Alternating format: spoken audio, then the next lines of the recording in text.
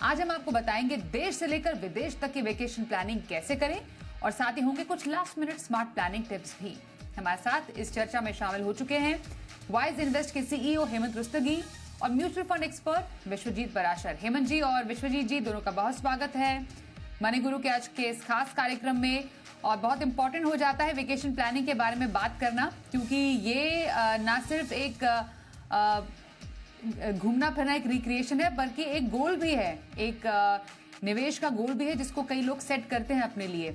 और अभी मौका भी है, टाइम भी है जब लोग धीरे धीरे प्लान कर रहे हैं। मैं सबसे पहले हेमंत जी इम्पोर्टेंस समझना चाहती हूँ कि वेकेशन प्लानिंग आपको क्यों करनी चाहिए इन एडवांस, स्पेशली जो एक बजटिंग होती है किसी भी बड़े इवेंट से पहले, वेकेशन के लिए वो जरूरी क्यों? जी स्वाति, आई थिंक सबसे पहले तो ये समझना जरूरी है कि वेकेशन, जैसा आपने बिल्कुल सही कहा, हम सभी चाहते हैं कि हम वेकेशन पे जाएं, और वेकेशन हमारी लाइफ के लिए बहुत इंपॉर्टेंट भी है। चाहे वो हमारी मेंटल हेल्थ हो या फिर हमारी जो ओवरऑल हेल्थ वेलबींग हो, उसके अलावा हमें बहुत सारी कोई नई चीजें करने को मिलती हैं। हमारे जो रिलेशनशिप है वो स्ट्रेंथन होते हैं, क्योंकि जब हम अपनी नॉर्मल लाइफ में हैं तो हम कभी टेंस रहते हैं, कभी बहुत सारे इश्यूज रहते हैं।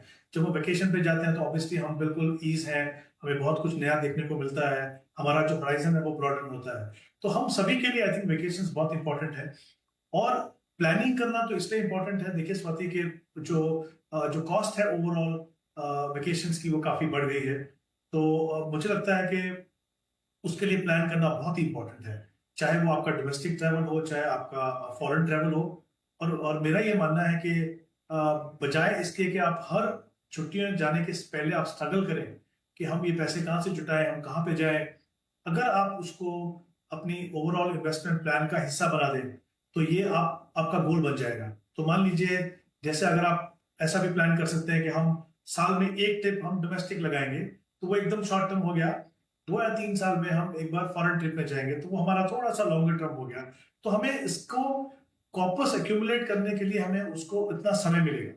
तो जैसा हम जानते हैं कि over a period of time cost भी बढ़ती जा रही है, तो और क्योंकि कॉस्ट बढ़ रही है और हमें अगर रेगुलरली छुट्टी पे जाना है, तो फिर हमारे लिए प्लान करना जरूरी है। दूसरा एक इंपॉर्टेंट एस्पेक्ट है, मुझे लगता है, जो बहुत ही जरूरी है हमें समझना, कि अगर हम अपने क्रेडिट कार्ड्स को, इन्वेस्टमेंट की प्लानिंग करना तो जरूरी है ही, अगर हम अपने क्रेडिट कार्ड्स को बहुत स्मार्टली यूज करें, सिर्फ अपने रेगुलर एक्सपेंसेस के लिए यूज करें, ना कि अननेसेसरी एक्सपेंस करें, तो उससे जो पॉइंट्स हमको मिलते हैं, जो पॉइंट्स हम एक्यूमुलेट करते हैं, उससे हमारी कॉस्ट काफी कम होती है। चाहे वो हमारी ट्रैवल के एक्सपेंस हो, चाहे हमारे होटल के एक्सपेंस हो, उसमें क्योंकि जो पॉइंट्स मिलते हैं उसको आप यूज करते हैं बुकिंग्स के लिए। दूसरी बात, अगर आप रेगुलरली ट्रेवल करते हैं तो आप अगर एक पर्टिकुलर होटल चेन के पास जाएंगे, तो वो जो पॉइंट्स आप एक्यूमुलेट करेंगे उससे आपको फ्री नाइट्स मिलती हैं।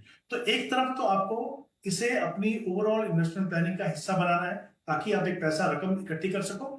दूसरी तरीके से दूसरा चीज ये है कि हमें थोड़ा स्मार्ट, अगर हम स्मार्टली क्रेडिट कार्ड को यूज करें तो हम अपनी कॉस्ट को भी कम कर सकते हैं। तो आई थिंक इंपॉर्टेंट है, जैसा हमने पहले भी कहा, कि वेकेशन इटसेल्फ बहुत हमारे लिए इंपॉर्टेंट है, साथ ही प्लानिंग करना भी बहुत इंपॉर्टेंट है। बिल्कुल, तो आप इन्वेस्टमेंट प्लानिंग से पहले, वेकेशन प्लानिंग से पहले थोड़ी इन्वेस्टमेंट प्लानिंग भी कर लीजिए। वेकेशन प्लान कर रहे हैं तो जो खर्चे होंगे छोटे या बड़े, उसको पूरा करने में आपको मदद देगा आपका ये इन्वेस्टमेंट। लेकिन कुछ हमारे ऐसे प्लान्स होते हैं वेकेशन के जो कि हम प्लान अच्छे से करते हैं कि आज से 1 साल के बाद या 1.5 साल के बाद एक लंबे चौड़े फॉरेन ट्रिप पे जाना है। और कुछ होते हैं जो बहुत आसपास के हमारे होते हैं, गर्मियों की छुट्टियों के में जाना या विंटर वेकेशन पे जाना। इस तरीके के जो शॉर्ट टर्म के विश्वजीत जी प्लान्स होते हैं वेकेशन के, उसके लिए कैसी तैयारी की जरूरत होती है? क्योंकि टाइम तो ज्यादा नहीं है, तो हम ऑफकोर्स वेकेशन भी उस तरीके का ही बनाते हैं, तो उसके खर्चे कैसे पूरे करने चाहिए? बिल्कुल स्वाति जी, सबसे पहले तो जैसा हेमंत जी ने बताया कि ट्रैवल करना बहुत इंपॉर्टेंट है। और अगर हम आज के जेंजी और यंग लोगों को देखें तो उनके लिए बाकी गोल से ज्यादा इंपॉर्टेंट ट्रैवल गोल है, क्योंकि उन्हें लगता है कि जिंदगी ना मिले दोबारा। और कोविड के बाद तो ये बहुत इंपॉर्टेंट बन गया है कि लोगों को लगता है कि ट्रैवल करना बहुत जरूरी है, क्योंकि मेंटल स्ट्रेस से बचना चाहिए। अब कुछ लोग होते हैं जो ट्रैवलर जैसे इम्पल्सिव ट्रैवलिंग करते हैं, तो वो कहीं ना कहीं नुकसान में रहते हैं कि एकदम से अभी 3 दिन बाद ही कोई ट्रैवल प्लान बना लिया, तो कहीं ना कहीं प्लानिंग की बहुत जरूरत होती है। क्योंकि कुछ ऐसी डेस्टिनेशन हैं जो इंडिया में फॉरेन से भी ज्यादा महंगी हैं, और कुछ फॉरेन डेस्टिनेशन ऐसी हैं जो इंडिया से ज्यादा सस्ती हैं। तो आपको डेस्टिनेशन चूज करना बहुत क्लियरली रखना चाहिए। चाहे आप डोमेस्टिक ट्रेवल भी कर रहे हैं, पर अगर आप ऑफ सीजन में जा रहे हैं तो आपको बहुत सस्ता टिकट मिल सकता है। आप डील्स पे नजर रख सकते हैं, किस तरीके की होटल की डील्स निकल रही हैं। जो एप्स आप देखते हैं उनमें बहुत अच्छी डील्स मिल जाती हैं। तो ये सब चीजों को अगर हम ध्यान रखते हैं तो चाहे डोमेस्टिक हो चाहे इंटरनेशनल हो, वो बहुत फायदा दे सकता है। जहां तक कि क्रेडिट कार्ड की बात है, बिल्कुल अगर हम कुछ पैसा 5% अपनी सैलरी का सेव करना शुरू कर दें, क्योंकि आने वाले टाइम में ट्रैवलिंग बढ़ता ही जा रहा है, और अगर हम नंबर्स देखेंगे, आंकड़े देखेंगे, तो ट्रैवलर्स के नंबर्स बढ़ते जा रहे हैं। तो मेरे हिसाब से इस गोल को बहुत सीरियसली लेना चाहिए और कोशिश करनी चाहिए कि 5% अपनी सैलरी का ट्रैवल के लिए अलग से रखना चाहिए। अगर शॉर्ट टर्म है तो किसी लिक्विड फंड में, सेविंग फंड में रख सकते हैं, ताकि आपको सेविंग बैंक से ज्यादा पैसा इंटरेस्ट मिल सके। और अगर थोड़ा लॉन्ग टर्म है, 5 साल 10 साल, जिसे आजकल स्वाति जी बकेट लिस्ट कहते हैं, तो बहुत सारे यंग लोग कहते हैं कि हमने तो एक बकेट लिस्ट बना रखी है कि हम अगले 10 साल कहाँ ट्रैवल करने वाले हैं। क्या क्या हो सकता है कि 2 साल में कोई इंटरनेशनल ट्रिप करना चाहते हैं, 1 साल में 2 ट्रिप करना चाहते हैं। तो अगर आप ये प्लान कर सकते हैं, लिस्ट आपको पता है, डेस्टिनेशन आपको पता है, तो अकॉर्डिंगली अगर आप इन्वेस्टमेंट प्लान बना लें, आप SIP प्लान शुरू कर दें नेक्स्ट 10 ईयर के लिए, 5 साल के लिए, तो आपको बहुत अच्छे इकोनॉमिकली आप ये सारे डेस्टिनेशन भी कवर कर पाएंगे और बहुत स्मार्ट ट्रैवलर भी कहलाएंगे। और कोशिश करें जब भी चाहे लोकल भी जाएं तो अपना ट्रैवल इंश्योरेंस जरूर रखें। और इसमें कई सारे फायदे भी हो सकते हैं कि आप अपनी कंपनी में आके जो LTA होता है, जिसको ट्रैवल अलाउंस कहते हैं, उसको भी क्लेम कर सकते हैं, तो वहां पे भी आपको लाभ मिल सकता ओके, तो बिल्कुल बिल्कुल तुरंत आने वाला हॉलिडे और एक बकेट लिस्ट वाला जो हॉलिडे होता है, दोनों के लिए प्लानिंग बहुत इंपॉर्टेंट है। मतलब छोटे टाइम में जो आने वाला ट्रैवल है, जैसा विश्वजीत जी ने बताया, हेमंत जी, उसके लिए तो आपको ऐसे जगह पैसे रखने पड़ेंगे जहां से आप तुरंत निकाल सके। लिक्विडिटी बहुत इंपॉर्टेंट है। लिक्विड फंड्स हो गए, डेट के फंड्स हो गए, या फिर कई लोग बैंक अकाउंट में भी पैसे रखते हैं, कुछ पैसे थोड़ा डाइवर्सिफाई करके रखते हैं। पर थोड़ा सा अगर लॉन्ग टर्म वाला जो हॉलिडे है, जिसमें हम सोचते हैं कि हमें एक अच्छी फॉरेन लोकेशन में जाना है, क्योंकि डेफिनेटली पैसे तो बहुत खर्च होंगे ही, उस केस में लॉन्ग टर्म वेकेशन प्लानिंग में इन्वेस्टमेंट के जो तरीके हैं, जब कहाँ कहाँ पर इन्वेस्ट करें, वो कौन से फंड्स या कैटेगरीज हो सकती हैं?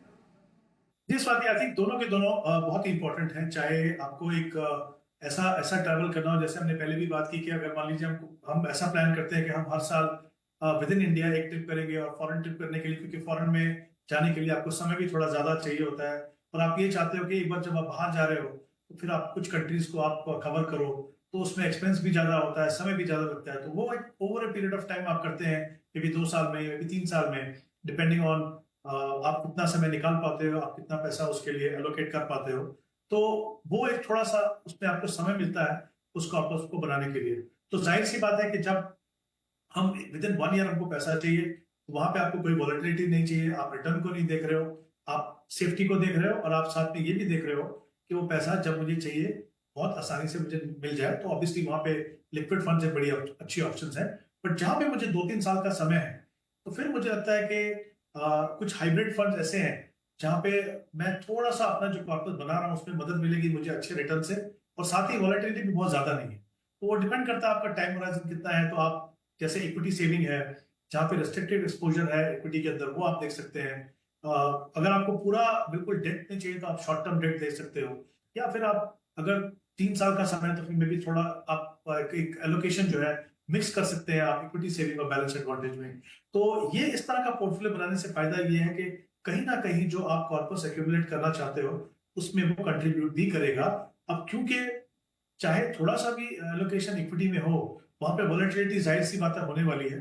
तो आप कोशिश ये कीजिए कि आप SIP से इन्वेस्ट करें, तो वो जो वॉलेटिलिटी का इम्पैक्ट है वो कम हो, और जो आपका जो ऑब्जेक्टिव है लिक्विडिटी का वो भी कंप्रोमाइज नहीं हो, और आपको थोड़ी सी मदद मिले आपके जो कॉर्पस एक्यूमुलेट करने में। तो क्लियरली जो भी इन्वेस्टमेंट आप चुने, लिक्विडिटी बहुत इंपॉर्टेंट है, और वो आपके टाइम होराइजन की जैसा जिस जो बाकी गोल्स में हम हमेशा कहते हैं, इस गोल में भी टाइम होराइजन बहुत इंपॉर्टेंट है। उसके हिसाब से आप ऑप्शन देखिए, और लकीली म्यूचुअल फंड के पास ऐसी ऑप्शन है कि आप जितना भी जैसा भी आपका टाइम होराइजन हो उसके हिसाब से अपना पोर्टफोलियो बना सकते हैं। बिल्कुल। और ट्रैवल इंश्योरेंस की, विश्वजीत जी, क्योंकि आपने बात की थी, ट्रैवल इंश्योरेंस को लोग ज्यादा इंपॉर्टेंस देते नहीं है। ज्यादा इंपॉर्टेंस तब देते हैं जब बहुत दूर जाना हो या ऐसी लोकेशन पे जाना हो जो कि थोड़ी सी एक्सपेंसिव हो। कब ट्रैवल इंश्योरेंस ले और कब अवॉइड किया जा सकता है? बिल्कुल स्वाति जी, देखिए ट्रैवल इंश्योरेंस का सबसे बड़ा लाभ तो ये है कि अगर आप किसी दूसरे डेस्टिनेशन पे जाकर बीमार हो जाते हैं, जैसे यूरोप कंट्रीज या किसी और एडवांस कंट्री, ऑस्ट्रेलिया, यूएस जैसे कंट्रीज में आप गए हुए हैं और वहां बीमार पड़ गए, तो आपका पूरा जो जितना भी आपने बजट रखा हुआ था वो सारा गड़बड़ हो सकता है, क्योंकि वहां पे मेडिकल ट्रीटमेंट बहुत कॉस्टली है। तो कई कंट्रीज में तो ये मैंडेटरी है, तो बेस्ट है कि आप ट्रैवल इंश्योरेंस लेके जाएं, क्योंकि अगर वहां पे बीमार हो गए तो आपका सारा कॉस्ट जो है उस ट्रैवल इंश्योरेंस से निकल जाएगा। कुछ डोमेस्टिक में लोग कॉम्प्रोमाइज कर लेते हैं कि भाई आसपास जा रहे हैं तो, क्योंकि उनका ऑलरेडी इंडिया में मेडिक्लेम होता है तो वो उससे कवर हो जाता है। तो मेरे ख्याल में जब भी आप किसी विदेश यात्रा को प्लान करें तो जरूर ट्रैवल इंश्योरेंस का इस्तेमाल करें। बिल्कुल। तो ट्रैवलिंग आपको करनी है कहीं पर भी, उसके टिप्स, स्मार्ट टिप्स जरा मैं आपको दे दूं। हमारे दोनों ही जो एक्सपर्ट्स हैं उनकी बातों को दोनों को कंबाइन करके एक तो ये भी है कि आप बजट बनाइए। डेफिनेटली बजट बनाना बहुत इंपॉर्टेंट है, लेकिन पहले से तैयारी करना भी जरूरी है। तो कई बार आपको फ्लेक्सी फेयर का फायदा मिलता है, तो फ्लाइट बुक करते समय फ्लेक्सी फेयर भी आप चुन सकते हैं। ट्रैवल इंश्योरेंस की बात की, ट्रैवल इंश्योरेंस जरूर ले। क्रेडिट कार्ड पर अगर ट्रैवल करना चाह रहे हैं तो ऑफर्स बहुत सारे मिलते हैं, इसका इस्तेमाल करें, जिसका हेमंत जी ने भी जिक्र किया। फॉरेन ट्रैवल के लिए पासपोर्ट आपको अप टू डेट रखना है, ध्यान रखिए। और वीजा जो है कई कंट्रीज के लिए बहुत टाइम लगाता है देने में, मिलने में, उसके लिए जरूर टाइम पर अप्लाई कीजिए। फ्लाइट और होटल बुकिंग, क्योंकि न्यू ईयर का टाइम होता है या बाकी जो पीक आवर्स सीजन होता है उसमें होटल बुकिंग का में समय लगता है, तो एडवांस भी कर लें तो सस्ते में ऑफर मिल जाएगा। ट्रैवल बजट एज यूजुअल बनाना जरूरी, और एक बजट बनाएंगे तो फिजूल खर्ची से भी आप बचेंगे। तो कुछ इंपॉर्टेंट स्मार्ट टिप्स हैं जिसको ध्यान में रखने की जरूरत है जब आप ट्रैवल का अपना प्लान बना रहे हैं। आइए पहले सवाल की तरफ बढ़ते हैं। हमारा दर्शक इस वक्त हैं सत्यजीत, इस वक्त हमारे साथ हैं। सत्यजीत माली, नमस्कार सर, आप अपना सवाल जानना चाह रहे हैं, आपने हमें भेजा था कुछ इन्फॉर्मेशन, थोड़ा डिटेल्स और देंगे? सत्यजीत जी, स्वागत करते हैं आपका मनी गुरु शो में। इन्वेस्टमेंट से जुड़ा हुआ आपने सवाल हमें भेजा था, थोड़ा और डिटेल्स देंगे? हाँ, नमस्ते मैम, मैं सत्यजीत हूँ। मैं 38 साल की उम्र है मेरी। मेरे म्यूचुअल फंड में टोटल अभी 21,000 की SIP है, और टोटल 9 म्यूचुअल फंड है, और सारे इंडेक्स फंड डायरेक्ट प्लान के है ग्रोथ। और पिछले 7 महीने से मैं इन्वेस्टेड हूँ, और अभी करंट इन्वेस्टमेंट मेरा 1,40,000 का है। मेरे इसमें 9 फंड है। फंड के मैं नाम आपको बताऊँ पूरे या? फंड है हमारे पास, फंड तो डिटेल्स हैं। टारगेट क्या है आपका? तो टारगेट मैम अभी शॉर्ट टर्म तो कोई टारगेट नहीं है मेरा। 15 से 20 साल के लॉन्ग टर्म ही है।